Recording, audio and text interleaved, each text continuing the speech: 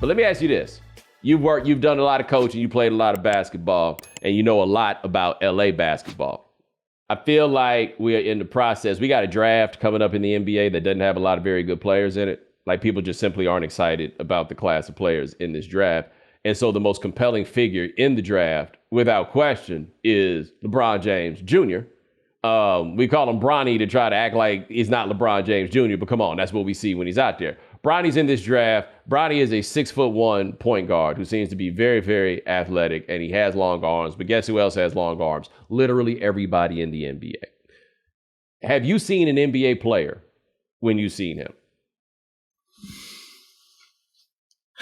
It's tough to say because I think like watching him in McDonald's All-American, watching a couple games in the SC, you know what I mean? He was on minutes restriction, so he was kind of capped.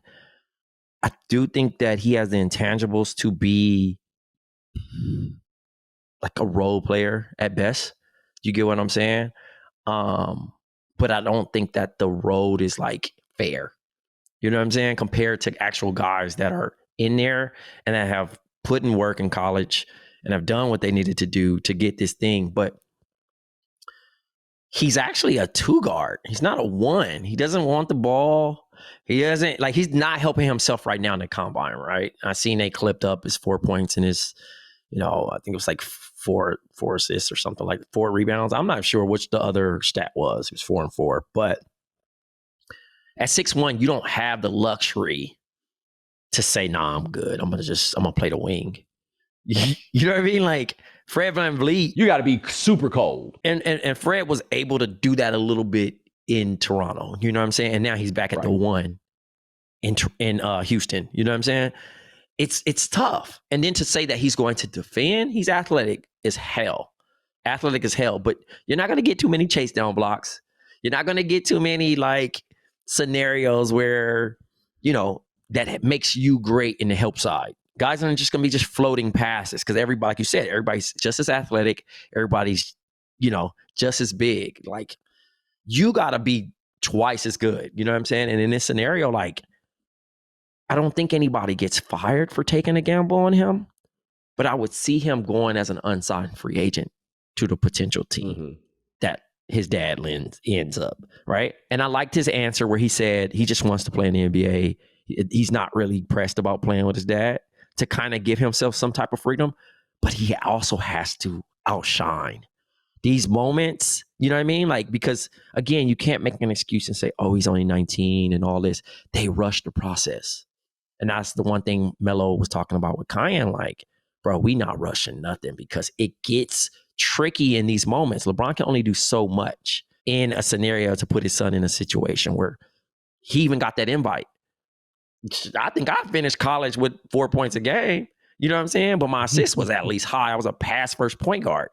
I'm not getting no invite to that. So the idea as a guard, those are big man stats. You normally invite a 7'2" big man that could rebound and block shots with low point average. But for a guard, and he's not aggressive, he's not a killer. Like, he can knock down a 3. I think he's a very good NBA 3-point shooter. I think that he does play defense. I think he has energy. He could be all those things, but like, come in and help somebody right now? Nah. He got to learn how to play the point. And that's the thing that we've gotten away from in the past 4 years about, the league's transitioning into a positionless game. We watched it with Phoenix not have a point guard. We're watching some of these teams don't have a big, and they're getting punished. You can't have these tweeners of 6'2" guys that don't know how to bring the ball up but only can shoot threes. Or, you know what I mean? Like, that's out. That's out, dog. That's out. We got to get back to the fundamentals. You're doing a disservice to those players, letting them be undersized just because they're athletic. Right. I mean, there's things that have to be done on a basketball court between those 5 people. And it's probably the easiest way to do it is to divide these things among certain templates that you have in place, like positions, right? Like, you can say that there are no positions everywhere else, but you can't say that about a point guard. Like, this is the thing we saw with Boston, right? They went ahead and actually got a point guard this year. And not that Drew Holiday is the purest point guard you've ever seen, right? He's not Chris Paul, but he's a point guard. I mean, that team is rostered with kind of tweeners. Peyton Pritchard's undersized.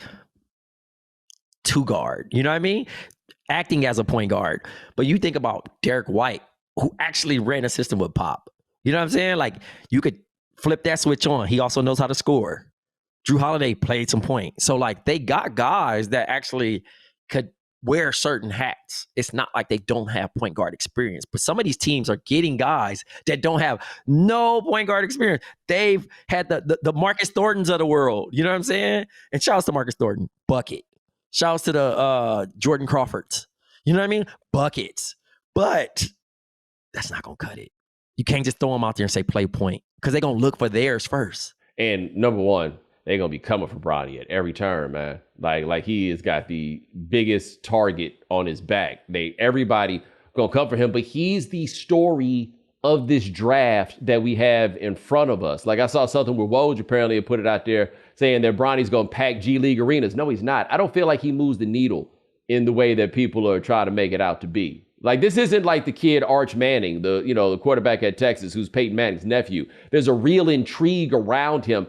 And I could be wrong, but I don't get the feeling that there's this real intrigue around Bronny. Like, I don't feel like that there's all these people that want to see him play. We know he's not that level of guy. And I agree with you. It felt like they skipped the process in a way. They juke in the process in a way that doesn't make a lot of sense to me. It doesn't feel like it serves him, unless they think it's a weak draft and you jump in because the draft is weak. I don't even like the idea that people are saying the draft is weak. I think it's just that there's no like starters, right? In a scenario of that, like, when have we had a draft in the past 5 years that just had like multiple stars in it? You get what I'm saying? Like, it's a name where you just got like a guy that's like, okay, he's going to be a franchise guy. He's going to be this.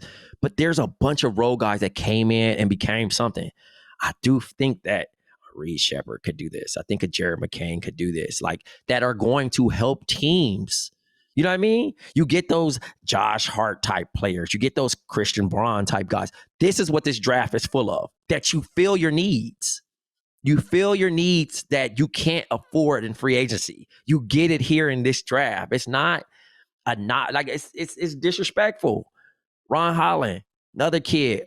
Like, there's talent all through this joint. You know what I'm saying? I just think that and also most fans don't really look at it. Some players just got NBA game and don't have college game. They just don't.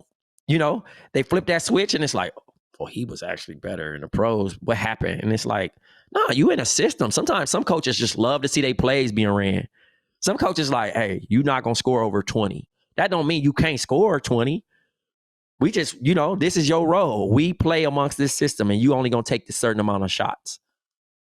It's not like, oh, somebody's sleeping on somebody. It's just, that's just how the pattern of the things go. So I don't think this is a weak draft. I just think that when you think of like the highly touted names that are coming out, like the Boozer kids and the Cooper Flags, and like, even still, I don't think that Cooper Flag is like quote unquote generational. You know what I'm saying? I do think that he's going to be good, but like, to be like, oh, he about to just change the league is kind of crazy. Like, you know what I mean? Like, I think he'll be a starter. You know what I'm saying? Like, we don't have them type of players yet where we just like, yo, he the next. Victor is by himself for a good reason. By himself. Victor is in the LeBron Jameses of the world. Even the Giannis Antetokounmpo, we had to wait. It wasn't just like a splash immediately. So it's a disservice to those players that have entered, the draft to say that this is a wash. Because by the end of next year, we're going to have like 5 to like 10 players that we're going to be like, yeah, we were wrong. Well, I'll throw this out there. 2013, you mentioned Giannis. 2013 was a draft that we thought was weak. I mean, for God's sake, Anthony Bennett was the number 1 overall pick. But it did turn out to have 2 first-round picks that I think are going to end up in the Hall of Fame, even if I joke a lot about one of them, Giannis or Rudy Gobert. But those are guys that turned out to be players. In contrast, the 2014 draft was one that we were sure had 3 superstars at the top of it. And one of those dudes, I don't even think is in the NBA no more. Who came out that year? Jabari was Andrew Wiggins, Jabari Parker, and Joel Embiid. Andrew Wiggins was 1. Picks. Yep, that's Jabari tough. Was 2. Yeah. See, and I like I said, that's tricky, man. You never know. I mean, shouts to them. Because again, I don't like the idea that just because you're drafted high, you're a bust. You get what I'm saying? Like, I think that's also another unfair judgment because everybody's just not going to be that player. But long as you can find your niche in the league and sign multiple contracts, then you're good. Andrew Wiggins still ended up a champion. Still, it took a minute to get to that point, but like at the end of the day, like we rush so much of the development. If you don't got 2 years in the league to pop, then you cooked. Like, that's not fair. You know what I'm saying? Like, but we'll see. We'll see. Like I said, I'm probably the only person publicly not bashing this joint. I see. I tell you this though, I'm gonna send a warning to these teams about Bronny while I'm thinking about it. You remember that time when the draft was going on and LeBron tweeted that somebody should take Shabazz Napier? And the Heat were like, I'll take Shabazz Napier. Mm-hmm. And then they took Shabazz Napier, and then LeBron went back to Cleveland anyway. Just want to throw that out there for all of y'all that think that just because you're going to take Bronny, you take Bronny, you're going to get LeBron. Nah, you take Bronny, you're going to get Bronny. That's what you're going to get. And that was the thing. I don't know why people keep falling for that. He already set up the play yesterday that he doesn't care about playing with his dad. He just want to play in the NBA. Now, LeBron just taking that as a confirmation of like, all right, I'm going to let him be his own man. I'm not going to show up to the thing and watch him play. I'm going to let him work out. I'm going to let him answer his own questions. And now that rumor is already still floating in the back of GM's heads. Like, yo, if we make this move, we make a steal, we can get him. We'll move this around. No, you're going to get stuck with that kid. And hey, the hype will be up for a little bit. And, people probably put him in. They're going to go to Summer League. Summer League going to be probably the packed house. I'll say that. Summer League's going to be the packed house wherever he plays. And then after that, if he doesn't deliver, oh my goodness. Everybody going to jump off everybody going to jump off that train. Dog, it's going to be so tough for him with Summer League because literally nobody looks good at Summer League. And delusional fans think that's when they got something. Yeah. when their team wins Summer League, they feel like this is their year. And it's like, man, they didn't send nobody. They sent a guy that they probably wanted to transition into a new position. You can turn $10 into $1,000 with playoff basketball and hockey entries today on PrizePicks, America's #1 fantasy sports app. PrizePicks is really simple to play, and you can make your picks and submit your entry in less than 60 seconds. Quick withdrawals, easy gameplay, and an enormous selection of players and stat types are what make PrizePicks the #1 daily fantasy sports app. So make sure you go to prizepicks.com/Bomani and use code Bomani for a first deposit match up to $100. That's prizepicks.com/Bomani. PrizePicks, daily fantasy sports made easy.